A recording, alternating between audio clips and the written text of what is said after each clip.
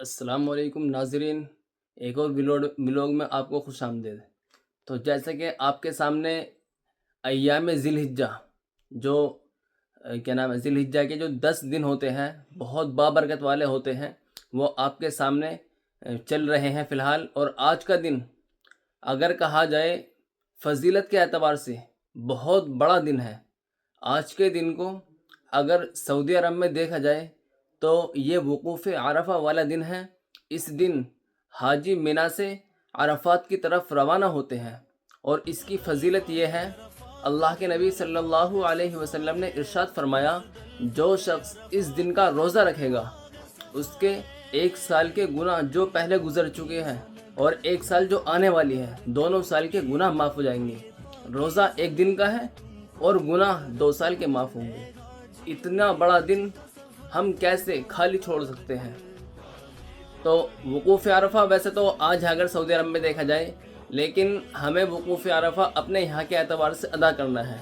تو ہمارا وقوف عرفہ جو ہوگا وہ کل ہوگا، یعنی 9 ذی الحجہ کو ہوگا، جس دن سعودی عرب میں عید الاضحیٰ منائی جا رہی ہوگی۔ اسی دن یہاں پر وقوف عرفہ ہوگا۔ تو سبھی حضرات روزے کا اہتمام کریں، اور روزہ رکھنا کوئی ایسا نہیں ہے کہ یہ فرض ہو، بلکہ یہ نفلی روزہ ہے۔ اگر آپ چھوڑ بھی دیں گے تو آپ گنہگار نہیں ہوئیں گے، لیکن اس کی فضیلت اتنی بڑی ہے کہ اگر آپ نے 1 دن کا روزہ رکھ لیا تو آپ کے 2 سال کے گناہ معاف ہو جائیں گے۔ اور رہی قربانی کی بات، جو صاحب نصاب ہے اس کو قربانی ضرور کرنی چاہیے۔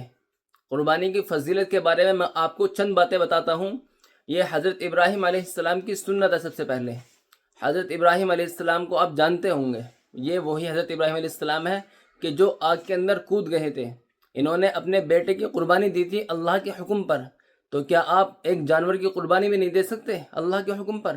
آپ صاحب نصاب ہونے کے باوجود، آپ مہنگے فون ہونے کے باوجود آپ کے ہاتھ میں آپ ایک قربانی نہیں کر سکتے پورے سال کے اندر، تو آپ کیا کر سکتے ہیں بتائیے؟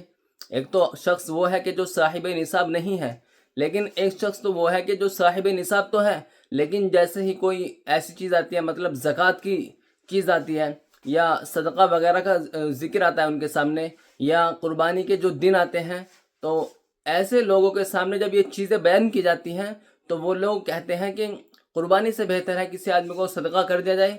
حالانکہ جب صدقے کرنے کے دن ہوتے ہیں وہ صدقہ تب بھی نہیں کرتے، اور زکوٰۃ کے دن آتے ہیں جب ان سے کہا جاتا ہے کہ زکوٰۃ نکال دیا جائے تو وہ کہتے ہیں کہ مطلب کسی غریب کی شادی کر دی جائے ان پیسوں میں۔ حالانکہ وہ کسی غریب کی شادی میں پیسے دینے کے لیے بھی تیار نہیں ہوتے ہیں، ان کا بس یہ ایک بہانہ ہوتا ہے، اور ان کو ایک بہانہ چاہیے ہوتا ہے۔ تو ایسے لوگوں کے بارے میں اللہ کے نبی صلی اللہ علیہ وسلم نے ارشاد فرمایا کہ جو شخص قربانی کا جو صاحب نصاب ہے اس کا ہونے کے باوجود بھی قربانی نہ کر سکے تو اس کو چاہیے کہ وہ ہماری عیدگاہ کے قریب بھی نہ آئے۔ اللہ کے نبی کے یہ الفاظ ہیں۔ تو آپ دیکھتے ہیں کون کون اس چیز پر عمل کرتا ہے۔ تو ویسے تو الحمدللہ ہم 4 بھائی ہیں، چاروں نے حصے ڈال رکھے ہیں، اور بہت ہی فخر کے ساتھ میں آپ کو وہ ولاگ بھی دکھاؤں گا کہ جس میں ایک اچھا تندرست، اس چیز میں پیسہ نہیں دیکھا جاتا، جانور کی خوبصورتی دیکھی جاتی ہے۔ تو آپ بھی اچھی طریقے سے قربانی کریں اور اس فضیلت والے دن کو خوب اچھی طریقے سے نبھائیں۔ ملتے ہیں اگلے ولاگ میں، تب تک کے لیے اللہ حافظ۔ السلام علیکم ورحمۃ اللہ۔